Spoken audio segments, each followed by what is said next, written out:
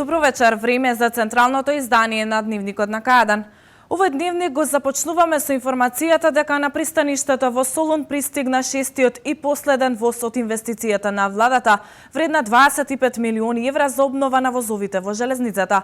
Моментално возот се наоѓа на пристаништето во Солун и се очекува веќе следната недела да пристигне во Република Македонија.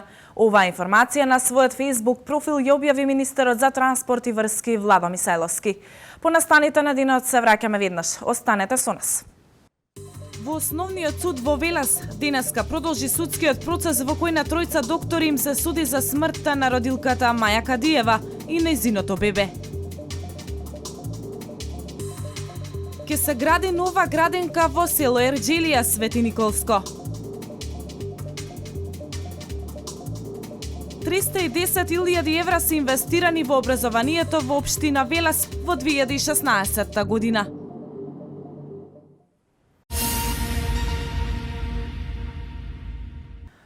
Неколку часа во Основниот суд во Велес траеше распитот на сведоците во случајот кога тројца лекари од Гевгелиската општа болница се обвинети за нестручно работење и како последица на тоа, на 22 октомври 2015 година на породување починува родилката Маја Кадиева и нејзиното новороденче. Лекарите и овој пат се изјаснија како невини. Пред судот свој исказ даде и директорот на болницата, доктор Сречко Јованов. Поради немање на доволно стручен кадар, директорот знаел дека најчесто закажаните интервенции познати како царски резови се извршуваат во вечерните часови. Одбраната на доктор Венци Чадлов, посочувајќи еден документ за работа во болницата, се обиде да докаже дека она што е тој како прв човек го наложувал, во болницата не се почитувало. Во 16:30 часот имавме линковско вклучување од Дијана Иванова, па да погледнеме дел од него. Неколку часа во Основниот суд во Велес траеше главното рочиште во судскиот процес кога тројца лекари од Гевгелиската болница се обвинети за нестручно работење како последица на тоа на 22 октомври 2015 година починала родилката Маја Кадиева и нејзиното новороденче. Лекарите и на ова рочиште се изјаснија како невини, а пред судот свој исказ даде и директорот на општата болница во Гевгелија, доктор Сречко Јованов. Поради немање на доволно кадар, тој знаел дека во вечерните часови се изведуваат така наречените царски резови. Одбраната на еден од обвинетите доктори, посочувајќи еден документ за работата на болницата, се обиде да докаже дека во оваа здравствена институција, она што директорот го пропишувал, истото не се почитувало. Предлагам во овој момент да ја слушнеме изјавата на адвокатот Туше Пешев, бранител на еден од обвинетите доктори. Овој документ беше практично наредбата на директорот за организирање на службата, како треба да се организира, да ја обавува, како тече постапката и кој што треба да превземе во конкретниот случај. На директорот не му беше јасно кој ги носи плановите, а е донел наредбата. Не знае кој ја раководи, кој ја спроведува таа наредба, кој ја контролира, затоа доаѓа и до таа состојба до која сме дојдени. Што имаше во документот? Во документот беше точно опишана постапката, како треба да се организира елективниот царски рез, кој се учествува, како се носи одлуката, кога треба да се направи и кој ден таа треба да се прави. Да се носи оперативен план, кој оперативен план треба да биде запознаен целото раководство и на основа тој оперативен план точно се превземаат сите мерки и припреми за обавување на таа работа. Пред судот свој исказ даде и акушерката, болничарот, но и други здравствени работници кои што во критичниот момент биле на своите работни места во Гевгелиската болница или биле во салата за операции на хирушкото оделение. Она што е евидентно и од она што можевме ние, кои што присуствувавме на самото рочиште, да го заклучиме како реакција и на јавното обвинителство, но и на одбраната на оштетеното семејство е дека сведоците беа многу поразлични во своите изјави од она што го има дадено првично како своја изјава во текот на истражната постапка. Во еден случај дури јавната обвинителка посочи на сведокот дека се што зборува го зборува под заклетва и дека дала заклетва да ја кажува само вистината. Тука предлагам да ја слушнеме изјавата на адвокатот Делјо Кадиев. Тој е всушност адвокат на семејството кој што посочи дека и семејството се приклучува во обвинението и дека која ќе биде сумата која што како оштетено семејство ќе ја побараат од според нив виновните доктори ќе се произнесат во текот на судскиот процес. Очигледно е дека некои од сведоците во меѓувреме почна да го забораваат настанот, што навистина малку е не во ред.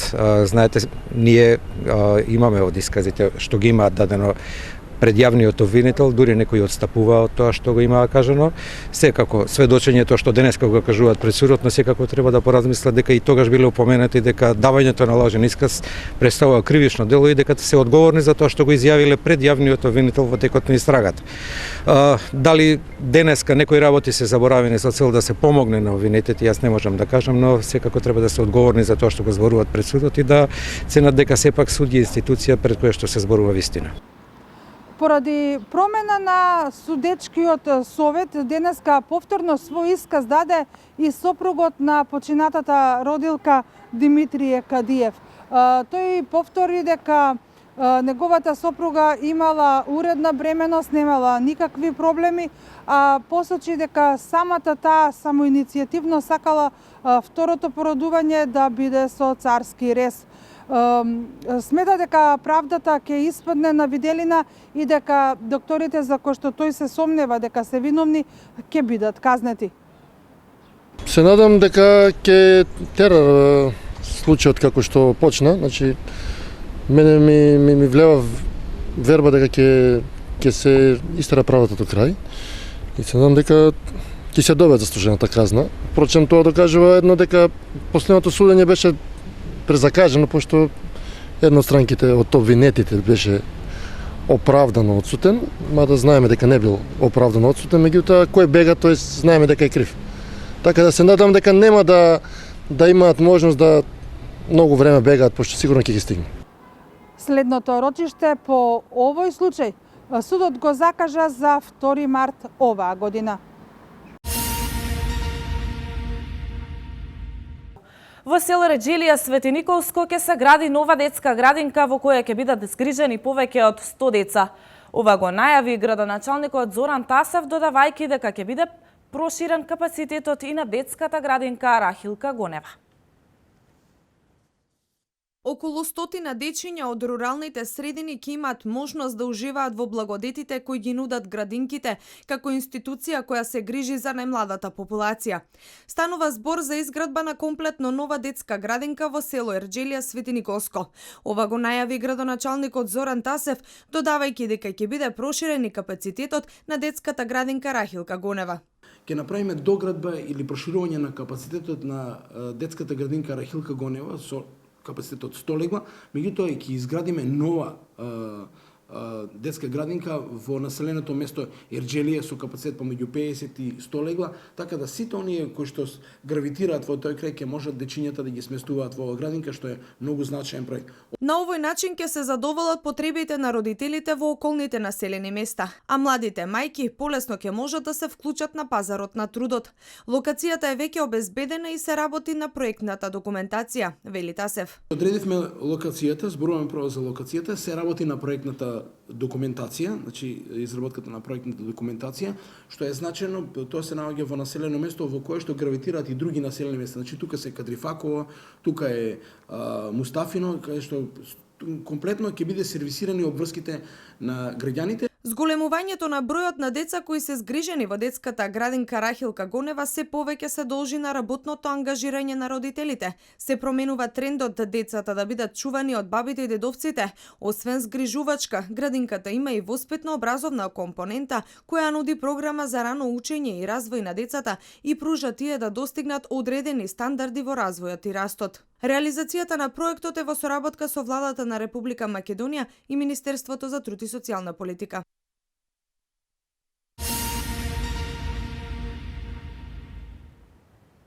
Околу 1000 невработени лица на возраст до 29 години ќе добијат можност за пракса и вработување во приватниот сектор, со огласот што го објави денеска Агенцијата за вработување на Република Македонија. Програмата за практиканство ќе се реализира со финансиска подршка од ИПА проектот Подршка за вработување на млади, како трет директен грант за АВРМ. 18 милиони 915 илјади денари се предвидени за реализација на проектот Поддршка за вработување на млади, кој го имплементира Агенцијата за вработување на Република Македонија. Преку огласот кој го објави Агенцијата, 1000 млади невработени до 29 години ќе добијат можност за пракса и вработување во приватниот сектор. Овој проект ќе се реализира преку програмата за практиканство со финансиска поддршка од ИПА како трет директен грант за АВРМ, со цел да се овозможи полесна интеграција на пазарот на трудот на младите. Директорот на Агенцијата за вработување Владко Поповски ги повика компаниите кои имаат потреба од млад кадар да аплицираат, да ги оспособат за работа кандидатите, а по обуката да ги вработат. Овој проект е финансиран од третиот грант на Европската Унија во делот на вработување на млади лица по 29 годишна возраст и истиот ќе биде наменет исклучиво за вработување на млади лица до 29 годишна возраст. Ова е првата мерка која што ја објавуваме и ги повикуваме сите компании во Република Македонија во наредните денови да се пријават, да ги поднесат своите барања, а потоа со апликациите кои што ќе ги направат и невработените лица млади до 29 годишна возраст, кои што треба да имаат најмалку средно образование, за да може да аплицираат на овој оглас. Преку програмата за практиканство на Агенцијата за вработување на Република Македонија од 2009 година досега се опфатени 3157 лица, од кои 1882 добиле вработувања, односно 60%. ИПА проектот Поддршка за вработување на млади започна да се спроведува од декември минатата година. Вкупниот буџет за проектот кој ќе се имплементира 12 месеци изнесува 1.456.721 евро. Целта е полесно интегрирање на младите лица преку развивање на нивните знаења и вештини. Очекувањата се дека во проектот ќе бидат вклучени 3790 лица во некои од планираните обуки.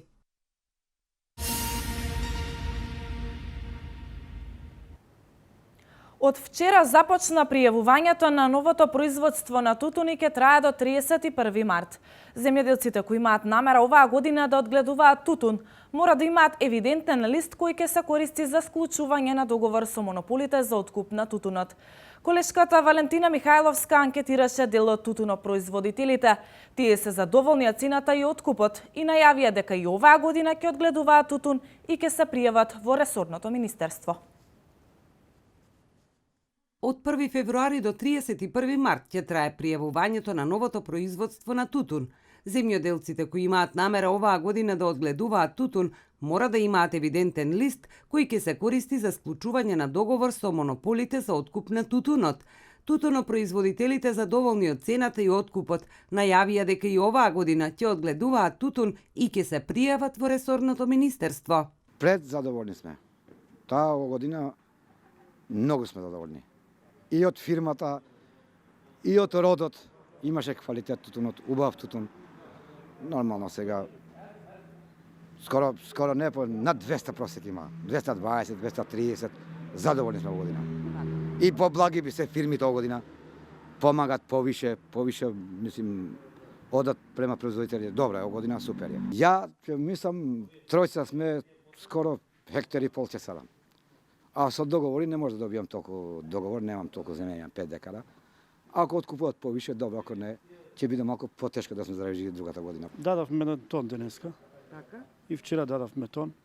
Добри сме, задоволни. Ќе садиме, ќе се пријавиме и повише ќе садиме оваа година. Зошто? Друга работа нема.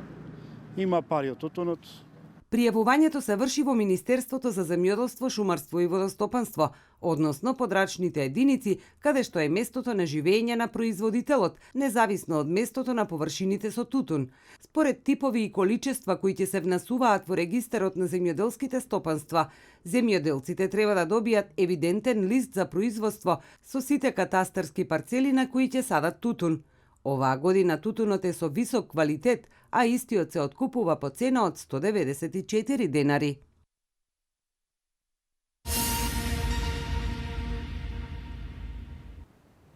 Образованието е темел на едно општество. Вложувањето во младите значи вложување во иднината.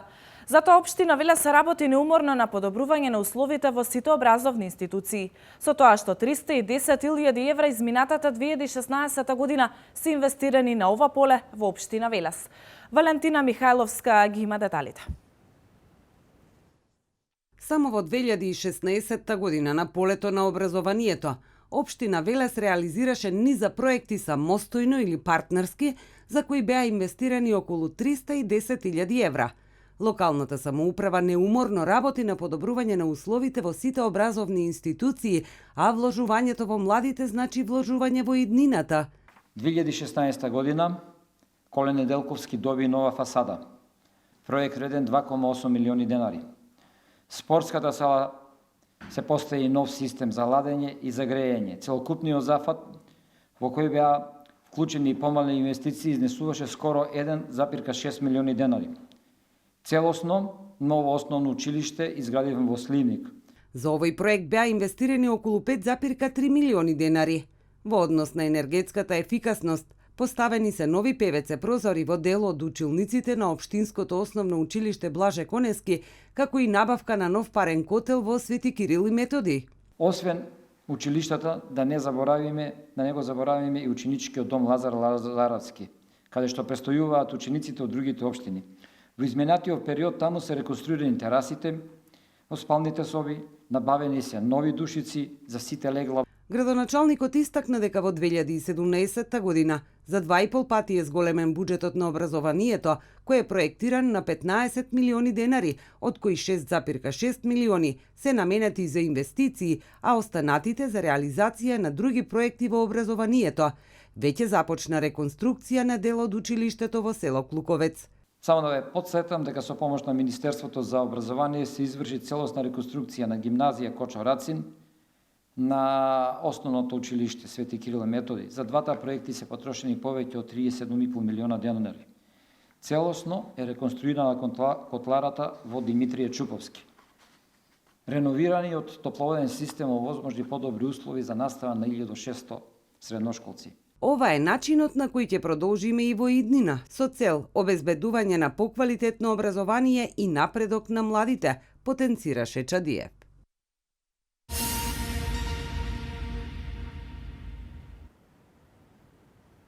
Продолжуваме на тема образование. Во трите средни училишта во Кавадарци денеска матурантите го полагаа вториот предмет од екстерното тестирање.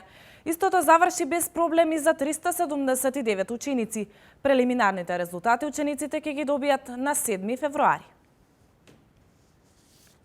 Матурантите денеска го полагаа вториот предмет од екстерното тестирање во трите средни училишта во Кавадарци, во гимназијата Добри Даскалов, средното општинско земјоделско шумарско училиште Ѓурче Петров и во средното општинско училиште Кирос Панџов Брко. Тестирањето започна навреме. Во гимназијата Добри Даскалов директорката Невенка Попангелова рече дека тестирањето се одвива без проблеми и во најдобар ред. Денес е вториот ден од полагање за матурантите и во денешниот ден сите матуранти полагаат во 3 термини, во 4 простори во кои што се и компјутерите. Денес со полагањето ќе заврши екстерното проверување по сите предмети за учениците од завршните години. Започна навреме, без технички проблеми, добро организирано. Училишната комисија за екстерно проверување навреме ги направи сите подготовки за екстерното проверување, од истакнување на списоците до соопштенија за матурантите, правење на списоци за тестатори, се навремено. Во Кавадарци тестирањето на матурантите се реализираше на 30 јануари и на 2 февруари. Учениците полагаа во 3 термини, а имаа само 1 час да ги одговорат дадените прашања од избраниот предмет. Секој ученик полагаше по 2 предмети. Учениците велат дека системот функционирал одлично, прашањата биле лесни и одговориле онолку колку што научиле. Екстерното тестирање помина супер. Знаевте прашањата претходно, ги решили сите? Да. Системот, како си задоволна од системот, не кочеше? Не кочеше, кај сите компјутери беше во ред. Добро. И што очекуваш? Очекувам позитивни резултати. Многу добро. Ги одговори ли сите Да. прашања? Задоволен ли беше од системот? Напрем или почнавте функционирате? Да. Се беше окей. Што очекуваш? 5. Помина на екстерното тестирање. Добро беше. Задоволен ли беше од прашањата? Да. Ги одговори сите? Се беше. Добро. Убаво се. Системот не кочеше? Ки некои компјутери направи проблем, али лесно го реши. Што очекуваш? Позитивни резултати. Супер. Одговори се? Да. Задоволна ли беше од Задоволна, да. Функционираше ли? Да. Кажи ми што очекуваш? Оцена? 4-5. Добро. Одговори се? Да. Колку прашања имавте? 30. По што предмет полагаше? Економија. Што очекуваш? Па многу добро. Па супер. Колку прашања имавте? 30. По што предмет полагаше? Економија. Што очекуваш? Па задоволна сум од резултатите. Од прашањата исто, па очекувам добар резултат. Според експертите, екстерното тестирање придонесува учениците редовно да го совладуваат материјалот во текот на целата година, да учат за себе, а не само за оценка. Искуството досега покажува од самото излегување на законот за екстерното тестирање, искуството покажува дека неминовно е спремањето на учениците во текот на целата година и оние предмети кои што се полагаат во четврта година, нели основата и базата на знаењата е уште од прва година. Така да мислам дека учениците го имаат тоа на сознание и предметите кои што нормално имаат пропуштени некои парти или лекции, тоа е сега ова време само да се надополнат тие. Меѓутоа свесни сме дека сите знаења од прва, втора, трета и четврта година да се постигне еден врвен резултат при екстерното тестирање не може да се совлада во краток период пред самото тестирање.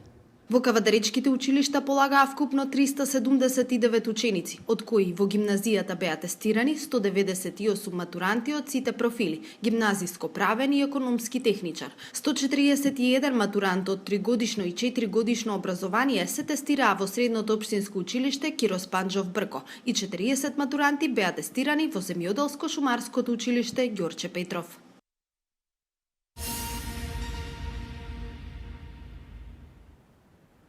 ZAMP ја тргна забраната за емитување авторска музика. Имено со тоа македонската музика повторно се враќа во етерот. Катарина Нацева ги има деталите.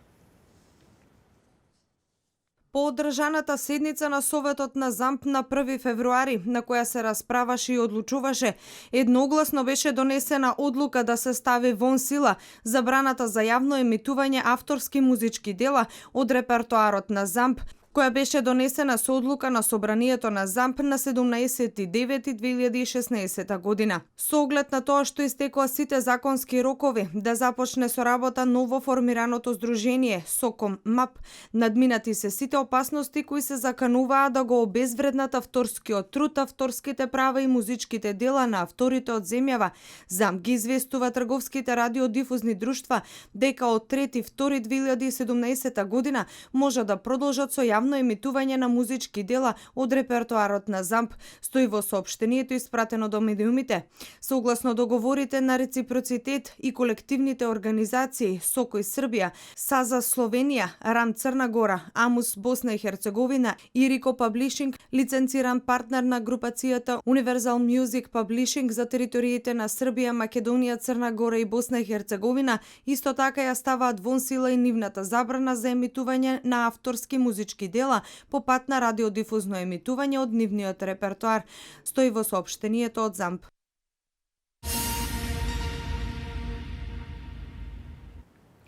Истрага и одговорност од амбасадорот на САД во Македонија Джес Бейли бараат американските конгресмени за завземање страна во политиката во земјава, објави националниот сервис МРТ. Мандат за состав на новата влада ќе добие партијата или коалицијата која ќе ме извести и докаже дека обезбедила мнозинство. Ова го изјави синоќа председателот на државата Ѓорги Иванов по консултациите со лидерите на политичките партии кои освоија мандати во Собранието на Република Македонија. Следуваат вестите од земјава. Мандат за состав на новата влада ќе добие партијата или коалицијата која ќе ме извести и докаже дека обезбедила мнозинство во собранието. Ова го изјави синоќа председателот на државата Ѓорѓе Иванов по консултациите со лидерите на политичките партии кои освоија мандати во собранието на Република Македонија. Со други зборови, прво потврда и доказ за мнозинство, па потоа мандат за составување на влада во согласно со член 90 од Уставот на Република Македонија, рече Иванов во обраќањето. Тој нагласи дека решил да направи консултации со надлежни институции и политички партии, чија цел е да ги сподели неговите видувања, да ги слушне размислувањата и ставовите на соговорниците, не само за приоритетите и државните интереси, туку и за излез не само од политичката, туку и од она што, како што истакна, се повеќе наликува на уставна и институционална криза. Според него изборите не довеле до излез од 2,5 годишната политичка криза, која наместо конечно да почне да се разрешува, влегува во нова фаза. Изминатиот период се изнаслушавме разни толкувања на Уставот. Секој го толкува онака како што сака или како што му одговара. Јас како председател дадов заклетва дека ќе го почитувам Уставот и законите на Република Македонија. А Уставот на Република Македонија ја одразува нашата автентична македонска реалност. Не само што не може да се толкува според нечии партиски желби и интереси, туку според Уставот се мери се друго. Членот 90 од Уставот е јасен. Председателот на Република Македонија е должен во рок од 10 дена од конституирањето на собранието мандатот за состав на владата да го довери на кандидат на партија, односно партиите што имат мнозинство во собранието. Од оние што ќе составуваат новата влада, барам во својата програма да има два клучни приоритета. Прво, заштита на државните интереси на Република Македонија, што подразбира зачувување и зацврстување на унитарниот карактер на државата. Второ, системска реформа по кризата во која ќе бидат опфатени субјектите на системот за национална безбедност на Република Македонија, рече председателот Иванов. За време на консултациите се разговарало за сите можности и варијанти во случај никој да не може да обезбеди мнозинство во собранието, сите опции остануваат отворени, рече вчера во своето обраќање председателот Ѓорѓе Иванов.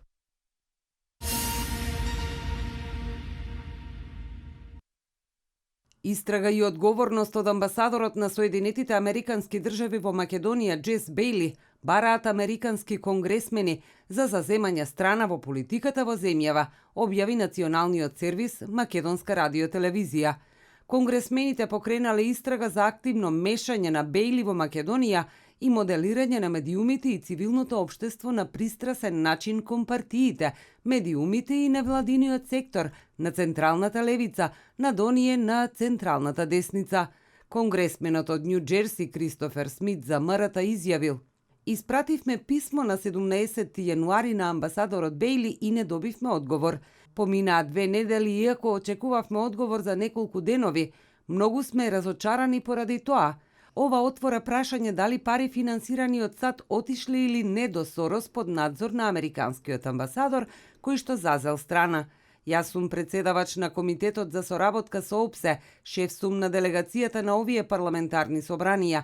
Ние работиме одлично во оваа група на мониторинг на изборите, да бидеме сигурни дека изборите се слободни и фер, и тоа вклучува пристап кон медиумите. Изгледа дека американската влада финансирала организации кои што заземале страни, во овој случај социјалистите, што апсолутно не е прифатливо. Верувам дека тоа е нелегално и ќе откриеме до крај за ова. Не треба да заземаме страни, ние треба да промовираме демократија, а не коалиција на политички партии." Од американскиот амбасадор во Македонија се бара одговор дали се мешал во одложувањето на изборите во земјава од 24 април минатата година, на 5 јуни, а потоа и на 11 декември. Се додава дека американскиот амбасадор не смее да има улога во формирање на влада и да зазема страна при формирањето коалиција. Конгресмените во писмото поставиле прашања дали Бејли имал соработка со централно-левичарските партии. Македонската радиотелевизија во својата сторија пренесува дека конгресмените побарале тој да биде отпуштен. Конгресмените додаваат дека не се откажуваат од понатамошна истрага.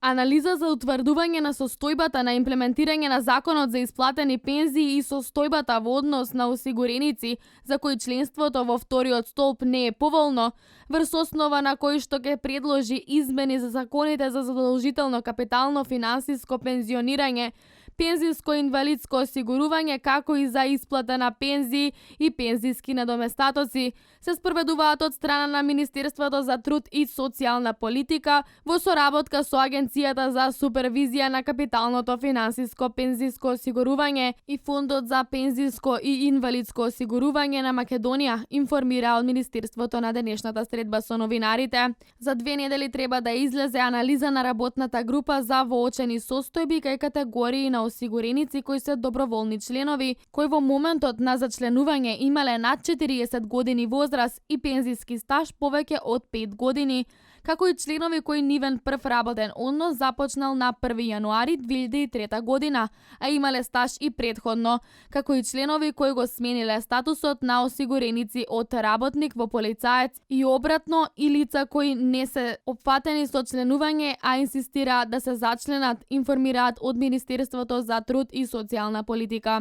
Во вториот пензиски столб има 427.025 членови со средства од околу 781 милион евра или 48 милиарди денари, а 23.000 лица членуваат во третиот пензиски столб со средства од околу 16 милиони евра или 996 милиони денари. Просечната возраст на осигурениците во вториот столб е 34 години, а до сега само 34 осигуреници од него се пензионирани, информираат од Министерството за труд и социјална политика.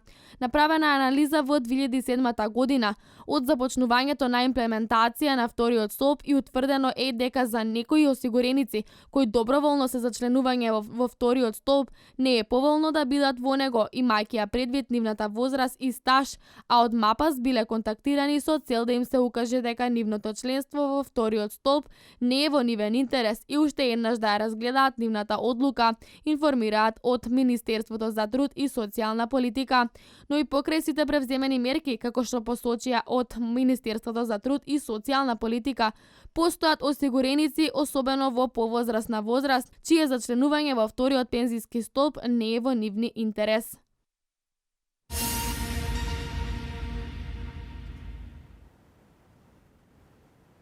Околу 20 лица се затрупани од како денеска се урнаат 3 петкатници во близина на Венџоу, индустријски град во источна Кина, а во тек е спасувачка операција. Се верува дека најмалку 8 лица го изгубиле животот, додека 5 мина се спасени. Во спасувачката акција учествуваат околу 6000 лица со помош на најмалку 17 амбулантни возила. Во продолжение вестите од светот. Најголемата албанска опозицијска сила, Демократската партија, се враќа на протести. Оваа одлука ја донесе претседателството на партијата на седницата одржана вчера вечер, јавува дописник на МИА од Тирана. Протестите почнуваат на 18 февруари, а нивна цел е слободни демократски избори. Според Демократската партија, биометриска идентификација, гласање и електронско пребројување се минималните услови за слободни избори.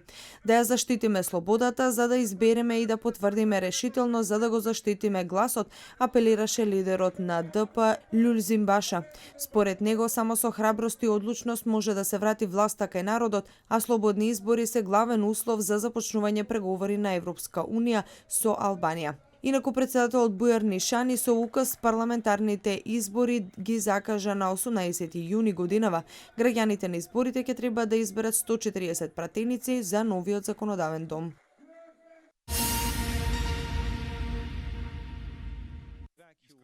Министерството за одбрана на Русија упати протест до украинскиот воен атеше поради опасниот лет Ан-26 на 2 руски нафтени платформи.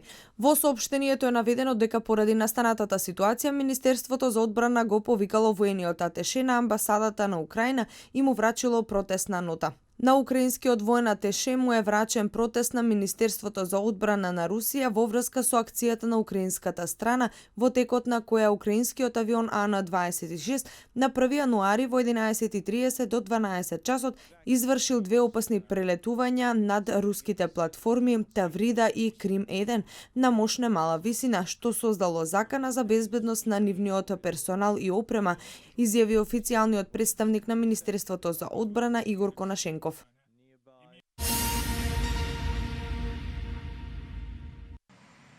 Според американскиот претседател Доналд Трамп, Иран се повеќе превзема контролата врз Ирак и покрај огромните средства што Вашингтон ги вложува во оваа земја, пренесува ТАСС. Иран брзо го превзема Ирак се повеќе и повеќе, па дури откако САД таму потрошија над $3 билиони. Тоа одамна е очигледно, напиша Трамп на Твитер. Советникот на Трамп на национална безбедност Майкл Флин изјави дека САД го истражуваат иранското тестирање на балистичките ракети и смета дека ваквите действија ја подкопуваат стабилноста и безбедноста на регионот, поради што Иран упатуваат официјално предупредување. Представници на Белата куќа изјавија дека проучуваат широк спектар од можни соодветни мерки.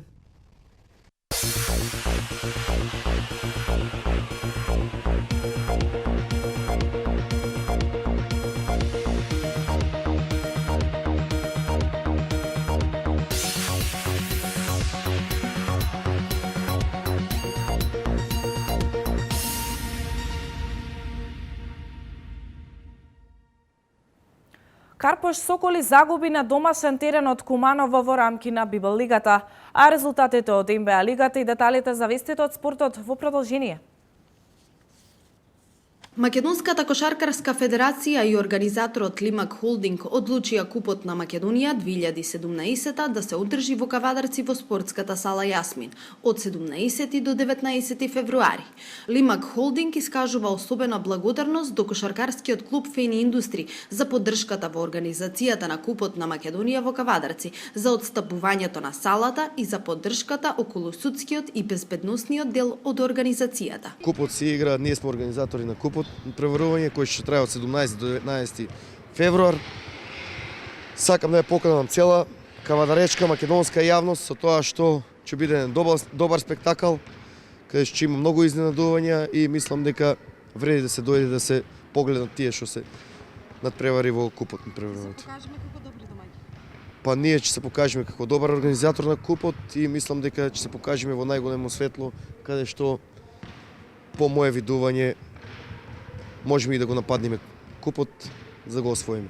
На Лимак Купот на Македонија 2017 ќе настапат 8 екипи во машка конкуренција и 4 најдобро пласирани по првиот дел на првенството во првата женска лига.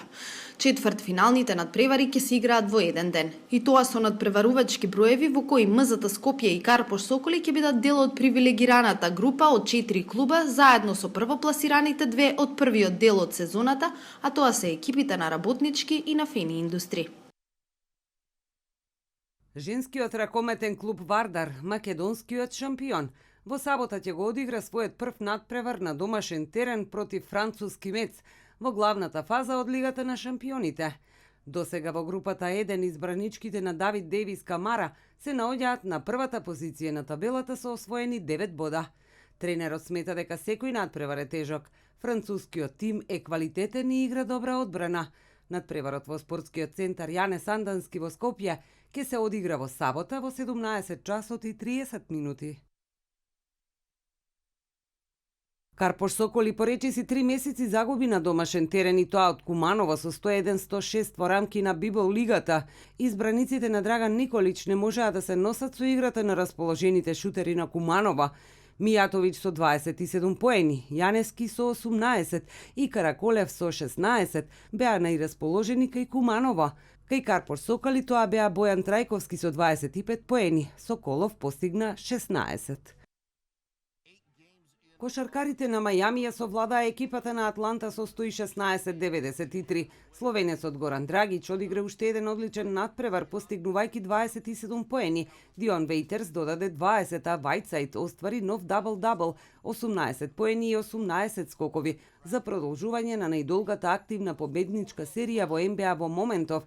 Во останатите надпревари во НБА лигата беа постигнати следниве резултати: Кливленд, Минесота 125-97, Мајами, Атланта 116-93, Детройт, Нью Орлеанс 118-98, Денвер, Мемфис 99-119, Далас, Филаделфија 113-95, Бостон, Торонто 109-104, Орландо, Индијана 88-98, Феникс, LA Клиперс 114-124, Јута, Милвоки 104-88, Оклахома, Чикаго 100-128 и Голден Стейт, Шарлот 126-111.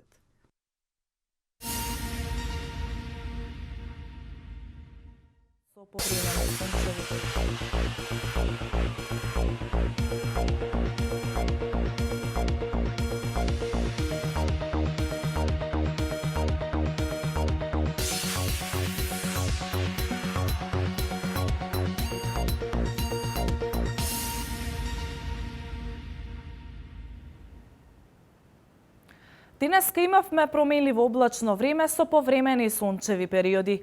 Ке дува умерен, слаб југоисточен и југозападен витер. Максималната дневна температура долж по Вардарието ќе достигне до 10 степен. Да ги погледнеме деталите.